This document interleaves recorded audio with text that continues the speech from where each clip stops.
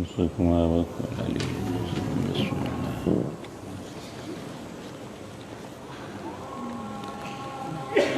الحمد للہ نحمده ونصلي على رسوله الكريم اما بعد اعوذ باللہ السمیع العلیم من الشیطان الرجیم بسم اللہ الرحمن الرحیم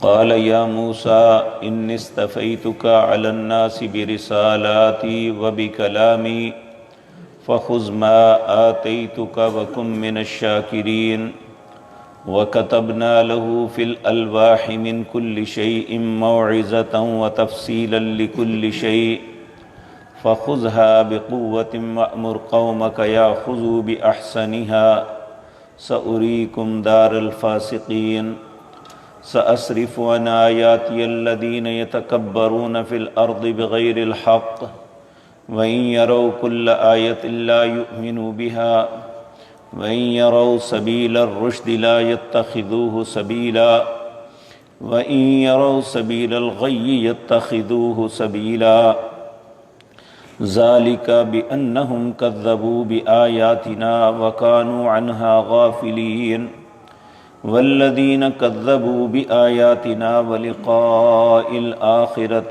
حَبِطَتْ أَعْمَالُهُمْ هل يجزون الا ما كانوا يعملون۔ حضرات محترم، سیدنا موسیٰ علیہ السلام کا قصہ یہاں بڑی تفصیل کے ساتھ بیان ہو رہا ہے۔ کل کی مجلس میں یہ بات عرض کی تھی کہ اللہ رب العزت نے موسیٰ علیہ السلام کو جب تورات عطا کرنی تھی تو کوہ طور پہ اللہ نے آپ کو 30 راتوں کے لیے بلایا۔ جب 30 راتیں مکمل ہو گئی تو اللہ نے حکم فرمایا 10 راتیں اور یہاں رہو۔ اس میں سیدنا موسیٰ علیہ السلام کے متعلق آتا ہے کہ آپ دن کو روزہ رکھتے، رات کو قیام کرتے۔ یہ سب کچھ تیاری تھی اس بات کی کہ آنے والے حالات، یعنی پہلے جو فرعون کے ساتھ معاملہ تھا اس سے بھی سخت ہو سکتے۔ اور یہ بات یاد رکھیں، دشمن اگر کوئی تکلیف دے تو اتنی تکلیف نہیں ہوتی، کیونکہ وہ ہے ہی دشمن۔ جب اپنے تکلیف دینے لگیں تو وہ سب سے زیادہ انسان کے لیے مشکل معاملہ بنتا ہے۔ تو سیدنا موسیٰ علیہ السلام کی قوم نے آپ کو کون سی تکلیف نہیں دی تھی، قرآن میں 2 مقام پہ تذکرہ آتا ہے۔ جب اللہ کے اس پیغمبر نے اپنی قوم سے کہا، سورۃ صف 28ویں پارے میں یہ آیت ہے، وَإِذْ قَالَ مُوسَىٰ لِقَوْمِهِ يَا قَوْمِ لِمَ تُؤْذُونَنِي وَقَدْ تَعْلَمُونَ أَنِّي رَسُولُ اللَّهِ، اے میری قوم کے لوگو، تم مجھے کیوں تکلیف دیتے ہو جب کہ تم جانتے ہو کہ میں اللہ کا رسول ہوں۔ اسی طرح سورۃ احزاب کے اندر بھی اللہ رب العزت نے امت محمد الرسول اللہ صلی اللہ علیہ وسلم کو اس بات سے منع کیا کہ وَلَا تَكُونُوا كَالَّذِينَ آذَوْا مُوسَىٰ، اے امت محمد الرسول اللہ صلی اللہ علیہ وسلم، تم ان لوگوں کی طرح نہ ہونا جنہوں نے اپنے نبی موسیٰ کو تکلیف دی۔ تو یاد رکھیں، انسان کو اگر تکلیف صبر دے سکتی ہے تو وہ صرف اللہ کی عبادت ہے۔ اور آج آپ دیکھ لیں، جو لوگ نماز پڑھتے ہیں، جو روزے رکھتے ہیں، جو اللہ کی کلام کی تلاوت کرتے ہیں، حالات کتنے بھی سخت ہو جائیں، آپ نے کبھی نہیں دیکھا ہوگا کہ ایک نمازی آدمی خودکشی کر لے، یا وہ ایسا ہو جائے کہ بالکل دل برداشتہ ہو جائے کہ میرے لیے کیا رستہ ہے۔ تو ایک مومن آدمی جو اللہ کی عبادت میں اپنی زندگی کا وقت گزارتا ہے، اللہ اس کے دل کو ہمیشہ تسلی دیتے ہیں، اور وہ سمجھتا ہے کہ میرا ایک رب ہے جس کے ساتھ میری روزانہ ملاقات ہوتی ہے، اور وہی میری مصیبتوں کو ٹالنے والا ہے اور مجھے آسانیاں مہیا کرنے والا ہے۔ تو یہ اللہ رب العزت ہر نبی کو پہلے یہ ان باتوں کے ساتھ کرتے، جس طرح نبی کریم کے ساتھ بھی ہوا، جب آپ پہ نبوت آئی تو اللہ نے حکماً کہا، دوسری وحی اس بات کی تھی، یا ایھا المزمل قم اللیل الا قلیلا نصفہ او انقص منہ قلیلا او زد علیہ، اے نبی اٹھ جائیے، اب رات کو قیام کیجئے، رات کا ایک پہر، رات کا نصف، رات کے دو پہر کھڑے ہو کے اللہ کا قیام۔ یہ تیاری تھی آنے والے حالات کا مقابلہ کرنے کی۔ تو جب موسیٰ علیہ السلام کا معاملہ جب مکمل ہوا تو اللہ رب العزت اس وقت موسیٰ علیہ السلام کو کہا، قال یا موسیٰ، اللہ فرمانے لگے، اے موسیٰ انی اصطفیتک علی الناس برسالاتی و بکلامی، اے موسیٰ میں نے آپ کو چن لیا ہے اپنا پیغام پہنچانے کے لیے، اور وبکلامی، اور اپنی کلام کے ساتھ چنا۔ اور یہ بات یاد رکھیں کہ موسیٰ علیہ السلام کو یہ اسپیشلی اللہ نے دیا تھا کہ اللہ نے بغیر کسی رسول درمیان فرشتے کے خود کلام کی تھی۔ موسیٰ علیہ السلام نے اللہ کی بابرکت آواز کو سنا، اور آپ اللہ رب العزت سے ہم کلام ہوئے۔ یہ بہت بڑا انعام تھا، جو کل بھی یہ بات عرض کر چکا، جب اللہ کی بابرکت آواز کو سنا ہوگا تو موسیٰ علیہ السلام کے دل میں خیال پیدا ہوا، جو اتنی پیاری اور بابرکت آواز ہے، اللہ خود کتنے خوبصورت ہوں گے۔ اس لیے اللہ سے التجا کی، رب ارینی، اے اللہ میں آپ کو دیکھنا چاہتا ہوں۔ تو اللہ رب العزت فرماتے ہیں، اب سن لو غور سے، فَخُذْ مَا آتَيْتُكَ، اس چیز کو مضبوطی سے تھام لو جو میں تمہیں دینے لگا ہوں۔ اور دیا کیا تھا؟ وہ تورات تھی۔ تورات کا مطلب قانون، انسان کی زندگی گزارنے کا لائحہ عمل، کہ انسان نے اپنی زندگی کو کیسے گزارنا ہے، اللہ نے وہ کتاب دی۔ کہا فَخُذْ مَا آتَيْتُكَ، اس کو مضبوطی سے پکڑ لو جو میں تمہیں دے رہا ہوں، وَكُن مِّنَ الشَّاكِرِينَ، اور تم شکر کرنے والے بننا۔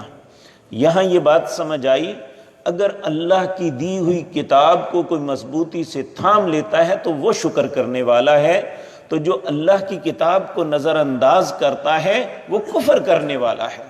اللہ ہم سب کو کفر سے بچائے۔ پھر فرمایا، وَكَتَبْنَا لَهُ فِي الْأَلْوَاحِ، ہم نے لکھ دی ان کے لیے لوح، لوح کہتے ہیں پتھر کی سل کو، جس کے اوپر اس زمانے میں کاغذ تو نہیں تھا، تو پتھر کی سلوں پہ لکھ کے اللہ رب العزت فرماتے ہیں ہم نے دی، جس کے اندر من کل شیء موعظہ، جس میں ہر قسم کی نصیحت موجود تھی۔ انسان کی زندگی کے جو بھی حالات پیدا ہو جائیں اس میں اس کا حل موجود تھا، وَتَفْصِيلًا لِكُلِّ شَيْءٍ، ہر بات کی تفصیل بیان کی گئی تھی۔ اللہ رب العزت فرماتے ہیں، میں نے پھر انہیں کہا، فَخُذْهَا بِقُوَّةٍ، اے موسیٰ یہ جو حکم ہے نا یہاں اس کے اندر، انہیں مضبوطی سے پکڑ لو، ان کو نہ چھوڑنا، وَأْمُرْ قَوْمَكَ، اور اپنی قوم کو بھی یہی حکم دینا ہے، کیا؟ یأخذوا بأحسنها، اس کی اچھی باتوں پہ عمل کرنا ہے۔ اور اللہ کی کلام ساری ہی اچھی ہوتی ہے، اس میں کوئی بھی ایک لفظ بھی ایسا نہیں ہوتا جو اچھا نہ ہو۔ تو اس کا مطلب یہ ہے کہ یہ ایک اچھی چیز ہے، اس پہ عمل کرنا ہے۔ یأخذوا بأحسنها سأریکم دار الفاسقین، اللہ نے فرمایا ان قریب موسیٰ میں آپ کو فاسقوں کے گھر دکھاؤں گا۔ اس کے دو مطلب ائمہ مفسرین نے کیے ہیں۔ ایک تو یہ کہ فرعون یعنی مصر کو چھوڑ کے آپ شام میں آئے تھے، یعنی دریا کو عبور کیا تو شام میں آ گئے، تو فاسقوں کے گھر سے مراد میں تمہیں ان کا قبضہ دوں گا۔ جس طرح دوسرے مقام پہ آتا ہے، ہم نے فرعون کے گھروں اور ان کے باغات کا وارث بنی اسرائیل کو بنایا۔ ایک معنی تو یہ کیا ہے کہ وہ فاسق لوگ تھے، ان کے گھر اللہ نے انہیں عطا کر دیے۔ دوسرا معنی یہ ہے کہ فاسق وہ شخص ہوتا ہے جس کے سامنے کلام اللہ پیش کی جائے، اللہ کے احکام آئیں لیکن انہیں تسلیم نہ کرے، یاد رکھیں یہ انسان متکبر ہے۔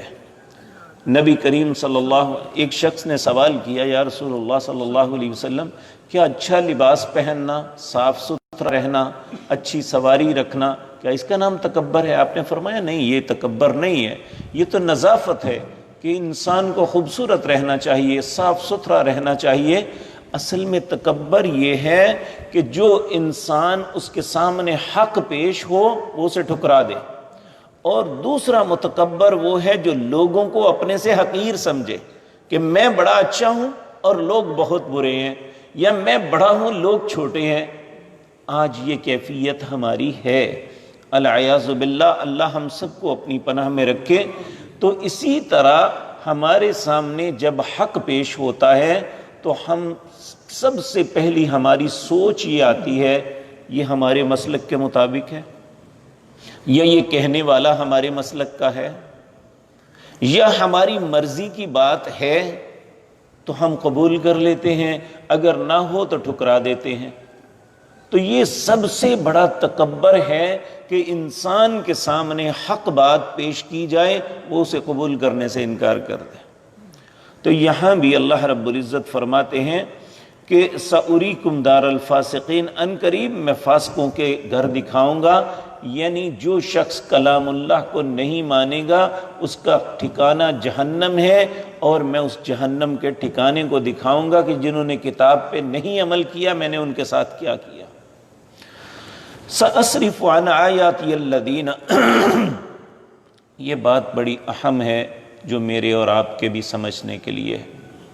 اللہ فرماتے ہیں سأصرف عن آیاتی الذین یتکبرون فی الارض بغیر الحق، جو شخص اللہ کی آیات کو تکبر کے ساتھ ٹھکرا دیتا ہے بغیر حق کے، اللہ کہتے ہیں میں بھی سأصرف، ان قریب اس کے دل کو پھیر دوں گا، یعنی وہ دنیا کی ساری عقلیں اس کے پاس ہوگی، اگر نہیں ہوگی تو حق کو سمجھنے کی عقل نہیں ہوگی۔ آپ دیکھیں ابو جہل جو تھا، اس کا نام عمر بن حشام تھا، مکے کے لوگ اس کو ابو الحکم کہتے تھے، یہ فیصلوں کا باپ ہے، یعنی ان کی نظروں میں سب سے دانا مکے کا انسان جو تھا وہ عمر بن حشام تھا، لیکن اس نے حق کو قبول نہ کیا تو اللہ نے اس کا نام کیا رکھا تھا؟ ابو جہل، یعنی یہ جاہلوں کا باپ ہے۔ یعنی اس کا پڑھا لکھا ہونا، اس کا فیصلے کی قوت ہونا، لوگوں کی نظروں میں اس کی حیثیت کا ہونا، اللہ کو اس بات کی کوئی پرواہ نہیں۔ اللہ کو یہ ہے کہ میری بات کون مانتا ہے، وہ ان پڑھ ہے، معاشرے میں اس کی کوئی حیثیت نہیں، اللہ کے ہاں اس کی بہت بڑی حیثیت ہے جو اللہ کی کتاب کو مضبوطی سے تھام لیتا ہے۔ تو اللہ ہمیں بھی ایسی ہی توفیق عطا فرمائے۔ اللہ فرماتے ہیں سأصرف عن آیاتی الذین یتکبرون فی الارض بغیر الحق، ان قریب میں پھیر دوں گا جو ہماری آیات پہ تکبر کرتے ہیں زمین میں بغیر حق کے۔ وَإِن يَرَوْا كُلَّ آیَةٍ لَا يُؤْمِنُوا بِهَا، ان کے سامنے نشانیاں پیش کی جائیں، وہ ان نشانیوں کو دیکھیں، اللہ کی آیات بتائی جائیں، وہ ان آیات کو سنیں، لیکن لا یؤمنون بہا، اس پہ ایمان نہ لائیں کہ نہیں جی یہ ہمارا عقیدہ تو نہیں ہے، یہ ایسا تو نہیں ہو سکتا۔ اور حقیقت بات یہ ہے جب اللہ دلوں پہ مہر لگا دیتے ہیں نا، ایک دفعہ ایک دوست کے ساتھ گفتگو ہوئی، وہ ایک کاروباری آدمی تھا، تو ویسے وہ بڑے اچھے دل کا آدمی، ہر آدمی کے ساتھ خیر خواہی کرنے والا، تو وہ ایسے معاملات میں ملوث ہیں جو شرک تک انسان کو لے جاتے ہیں۔ تو میں نے کچھ آیات ان کے سامنے پڑھی، ایک دفعہ سوچ میں پڑ گیا، پھر دوبارہ کہنے لگا نہیں یہ بات نہیں عقل میں آتی۔ یہ ہے وہ بات کہ اللہ عقل پہ پردہ ڈال دیتا ہے۔ جب انسان اللہ کی کلام کو شک کی نظر سے دیکھے اور سمجھے کہ یہ بات درست نہیں، یا میرے عقیدے کے خلاف ہے، یا میری سوچ کے خلاف ہے، پھر اللہ بھی اسی رستے پہ چلا دیتا ہے۔ تو اللہ رب العزت فرماتے ہیں وَإِن يَرَوْا سَبِيلَ الرُّشْدِ لَا يَتَّخِذُوهُ سَبِيلًا، ان کے سامنے حق اور سیدھا رستہ آئے تو اس رستے کو قبول نہیں کرتے۔ وَإِن يَرَوْا سَبِيلَ الْغَيِّ يَتَّخِذُوهُ سَبِيلًا، جب سرکشی کا، بغاوت کا رستہ ان کے سامنے پیش کیا جائے تو فوراً قبول کر لیتے ہیں۔ تو جب یہ ایسا کیفیت ہو جاتی ہے، انسان سمجھنے کے باوجود حق کو قبول نہیں کرتا، باطل کے رستے پہ چلنے پہ مصر ہوتا ہے، تو اللہ فرماتے ہیں میں بھی اسے پھیر دیتا ہوں۔ تو اللہ رب العزت فرماتے ہیں پھر اس کا انجام کیا ہوتا ہے؟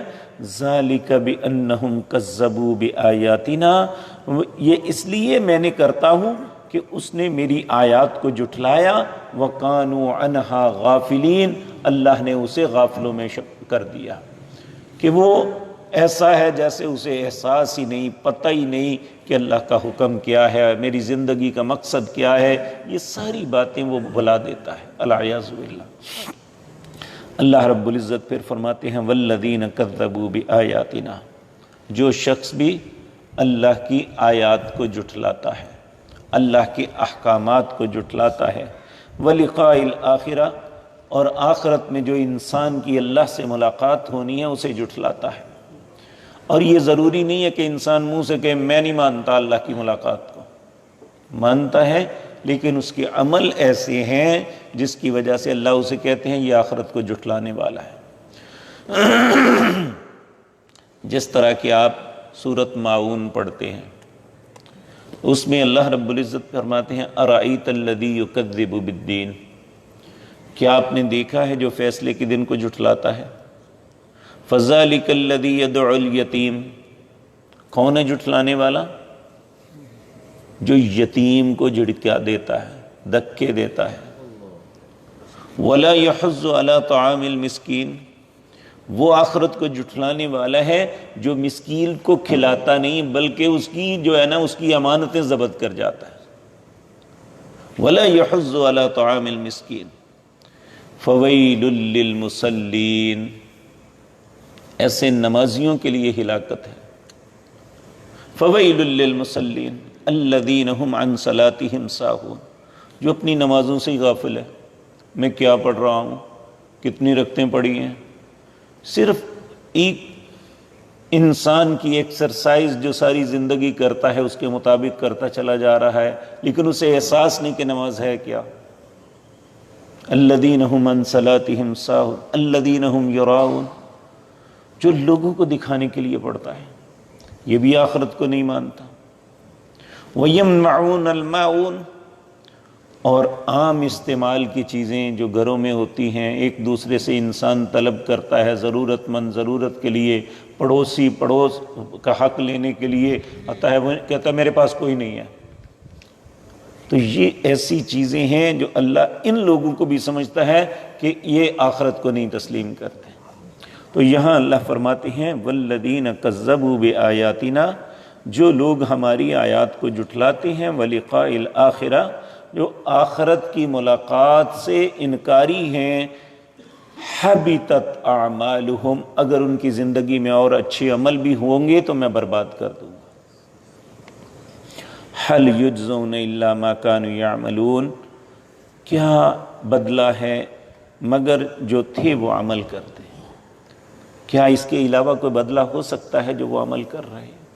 اس لیے میرے عزیز بھائیوں، نماز پڑھنا ایک اچھی بات ہے، روزہ رکھنا ایک اچھی بات ہے، لیکن یاد رکھیں ہمیں ایسے اعمال سے اپنے آپ کو بچانا چاہیے جس کی وجہ سے اللہ کہیں ہمارے اعمال کو برباد نہ کر دے۔